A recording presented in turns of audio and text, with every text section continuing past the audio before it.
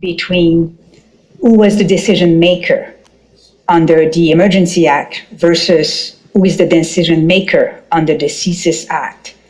And the purpose of those two acts were different, and what we were looking at was different.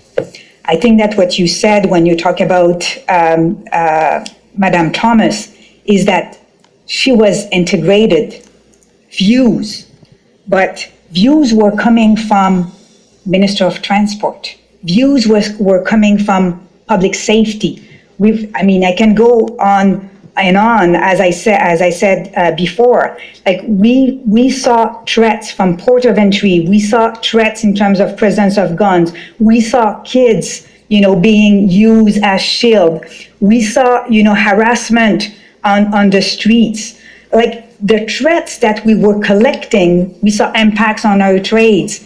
Like the threat we were assessing in order to determine was not only coming from CSIS. CSIS is a very important thing, and CSIS made a decision under the Act to determine whether or not they were able to open new investigation. But you will hear from CSIS about the views of the director, and you should ask him that question. What was the views of the director in terms of the risk of the convoy, even if he didn't, open new investigations, as he had to look at, the situation also. So I think we really have to make a difference here between the role of the director in managing his acts versus the role of the director in terms of the input and the information he can provide to us.